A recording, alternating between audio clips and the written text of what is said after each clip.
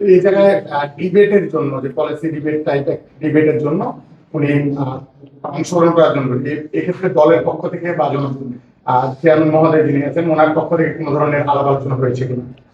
গতকাল গভীর রাতে আমিও এই ফেসবুক পোস্টটা দেখেছি। জনাব তারেক রহমানের সাথে আমার ব্যক্তিগতভাবে কোনো কথা হয়নি এই বিষয়ে।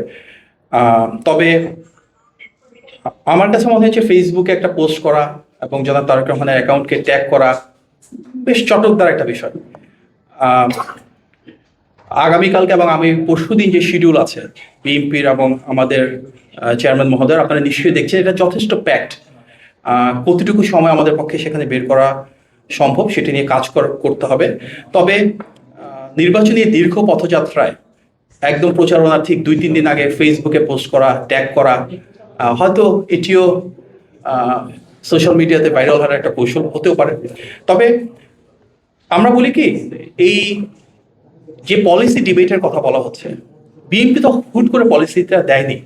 আপনারা 2013 সালে জুলাই মাসে জনাব তারেক রহমানের একটা বক্তব্য যদি দেখেন, ফেসবুকে আছে, ইউটিউব আছে, একটা ইফতারের প্রোগ্রামে উনি যে বক্তব্য দিয়েছিলেন তার অনেকটারই কিন্তু প্রতিফলন আমরা ইলেকশন ম্যানিফেস্টো দেখতে দেখেছি বিএনপির।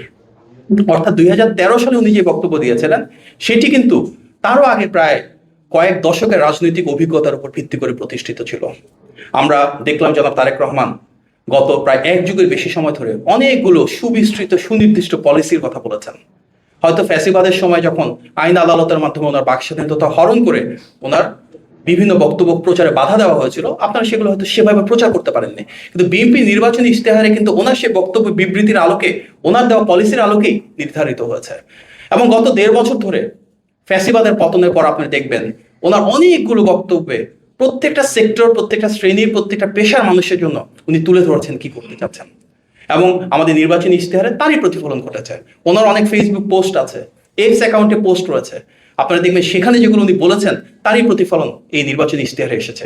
সুতরাং এই দীর্ঘ সময় ধরে কোনো আলোচনা, কোনো সমালোচনা, কোনো যৌক্তিক বয়ান তৈরি না করে হুট করে নির্বাচনের আগে এসে এই পলিসিগুলো, যেগুলো 1 বছরের বেশি সময় ধরে সারা বাংলাদেশের মানুষ দেখছে, সেগুলো নিয়ে পলিসি ডিবেটটা কেন, এটা যেমন একটা প্রশ্ন রাখে। একই সাথে আমার জানা মতে জামাতের যিনি আমির রয়েছেন, ওনার কোনো পলিসি পোস্ট আমি গত 1.5 বছরে তো দেখেই নেই, তার আগে গত 16 বছর 18 বছর কখনোই দেখি নেই। জনাব তারেক রহমানের নেতৃত্বে বিএনপি থেকে আমরা যে ম্যানিফেস্টো করেছি, ডিফারেন্ট প্রফেশনাল টিমসরা কাজ করেছে, ওনার ভিশনটাকে সামনে রেখে। জামাতের আমিরের ক্ষেত্রে কি এটাই প্রযোজ্য, নাকি ওনার টিম মেম্বাররা করেছেন, উনি যে শুধু ওয়াকিবহল হয়েছেন, সেটা আমরা জানি না ডিটেল। আর একটি রাজনৈতিক দল হিসেবে যদি দেখেন, বিএনপি সর্বপ্রথম ভিশন 2030 দিয়েছিল ফ্যাসিবাদের রক্তচক্ষুকে উপেক্ষা করে। দেশনেত্রী এবং খালেদা জিয়া সেটি ঘোষণা করেছিলেন 2016 সালে। 2022 সালে আমাদের নেতা জনাব তারেক রহমান 27 দফা প্রণয়ন করেছিলেন, এবং 2023 সালে যুগপৎ আন্দোলনের শরিক সব রাজনৈতিক দলকে এক করে 31 দফা প্রণয়ন করেছিলেন। গত 1.5 বছরে আমরা কিন্তু সেই 31 দফা নিয়ে বাংলাদেশের প্রতিটি বিভাগ, জেলা, উপজেলা, ইউনিয়ন, ওয়ার্ড পর্যায়ে সাংগঠনিকভাবে কথা বলেছি। বাংলাদেশের প্রতিটি শ্রেণী এবং পেশার মানুষের সাথে সম্পৃক্ততা করে তুলেছি। তার উপর ভিত্তি করেই কিন্তু সংযোজন, বিয়োজন এবং পরিবর্তনের উপর আমরা এই ম্যানিফেস্টোটা প্রণয়ন করেছি। সুতরাং আমাদের যে ম্যানিফেস্টো, এখানে গণমানুষের আবেগ আকাঙ্ক্ষার প্রতিফলন রয়েছে। আমাদের নেতা জনাব তারেক রহমানের সুনির্দিষ্ট বহু দশকের যে পরিকল্পনা, যে রূপকল্প রয়েছে, সেটা প্রতিফলন রয়েছে। যে আমাদের ক্ষেত্রে সেটি প্রযোজ্য যে ওনারা এই ফ্যাসিবাদের দীর্ঘ সময়ে একটিবারের জন্য কোনো পলিসি নিয়ে আলাপ করেছেন, কোনো সংস্কারের বিষয়ে কথা বলেছেন বলে আমাদের জানা নাই।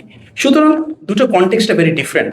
বিএনপি গণমানুষের দল হিসেবে এবং সবসময় জানতো যে রাষ্ট্র পরিচালনার সুযোগ আসবে ফ্যাসিবাদের পতনের পরে একটা অবাধ, সুষ্ঠু, গ্রহণযোগ্য নির্বাচনের জন্য।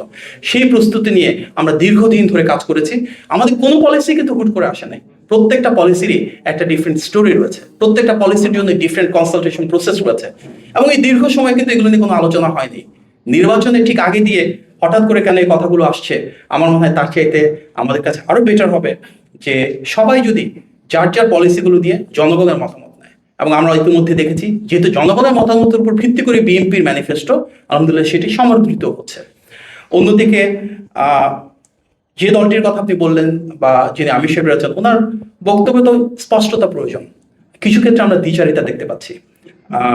নারী বিষয়ে যদি বলি, আমরা দেখছি যে ওনার একটা এক্সপোস্টের বিষয়ে কথা হচ্ছে, সেটা অবমাননাকর কথা হয়েছে, যার অনেকটুকুই কিন্তু আল জাজিরাতে ওনার যে ইন্টারভিউ, সেটির ধারাবাহিকতা। উনি প্রচন্ড চাপে আছেন স্বাভাবিকভাবেই। সেখানে এই দ্বিচারিতা কেন, যেখানে একদিকে বলছেন ওনারা নাকি নারী থেকে মন্ত্রীও করবেন, অথচ ওনারা একজন নারী প্রার্থীকেও সংসদ সদস্য হিসেবে মনোনয়ন দেননি। তাহলে ওনারা ভবিষ্যতে সংরক্ষিত আসনে যাই পান সেখানে বা কাকে দিবেন? মন্ত্রণালয়ের কথা বলছেন, মন্ত্রী হিসাবে কাকে দিবেন? এগুলো তো স্পষ্টতা প্রয়োজন। ওনারা বলছেন 5 ঘন্টা কাজ করবেন, 8 ঘন্টার বদলে নারীদেরকে ঘরের দিকে নিয়ে যাবেন, বাট ওনাদের কথা বা আচরণের তো সেটা কোনো বহিঃপ্রকাশ নাই। আমাদের যারা নারী প্রার্থী রয়েছেন, সবচেয়ে বেশি নারী প্রার্থী বিএনপির, প্রত্যেকে সাইবার বুলিং এর শিকার হচ্ছেন, হ্যারাসমেন্টের শিকার হচ্ছেন, বিভিন্ন রকমের থ্রেটেনিং এর শিকার হচ্ছেন। তো নীতিগত ক্ষেত্রে আমি শুধু নারীর বিষয়ে যেহেতু বলি, সেই রাজনৈতিক দলটির তো বক্তব্যেরই ধারাবাহিকতা নাই, স্পষ্টতা নাই। আমার মনে হয় দেশের মানুষের আগে উপলব্ধি করা উচিত যে তাদের রাজনৈতিক অবস্থাটা কি প্রত্যেকটা বিষয়ে। দ্বিচারিতা না, একটি জায়গায় যদি আসে, যেমন বিএনপির ক্ষেত্রে তো আমরা বলি বিএনপি নারীর ক্ষমতায়নের দল। আমাদের সময় সবার আগে বিএনপিতে নারীদের জন্য আলাদা মন্ত্রণালয় প্রতিষ্ঠা করা হয়েছিল। দেশনেত্রী বেগম খালেদা জিয়ার সময় ক্লাস 12 পর্যন্ত ফ্রি এডুকেশন করা হয়েছিল। প্রেসিডেন্ট জিয়াউর রহমানের সময় বাংলাদেশের নারীদের জন্য পাবলিক এবং প্রাইভেট সেক্টরে সবচেয়ে বেশি কাজের ক্ষেত্র তৈরি করা হয়েছিল। গার্মেন্টস সেক্টরে সবচেয়ে বেশি নারীর ক্ষমতায়ন, সেটা বিএনপির হাত ধরে শুরু হয়েছিল। আমাদের নেতা জনাব তারেক রহমান বলছেন ফ্যামিলি কার্ডের মাধ্যমে নারীর ক্ষমতায়ন এবং সমৃদ্ধি নিশ্চিত করবেন। আমাদের পলিসির ইতিহাস রয়েছে, পলিসিগুলো যেভাবে বর্তমানে তৈরি করছি সেটার একটা সুবিস্তৃত মেথোডোলজি বা কর্ম পরিকল্পনা রয়েছে, এবং আমরা চাই প্রত্যেকটা রাজনৈতিক দলের সেই ধারাবাহিকতা ধরে রেখেই সুস্পষ্টতা থাকুক। সবাইকে ধন্যবাদ। আসসালামু আলাইকুম।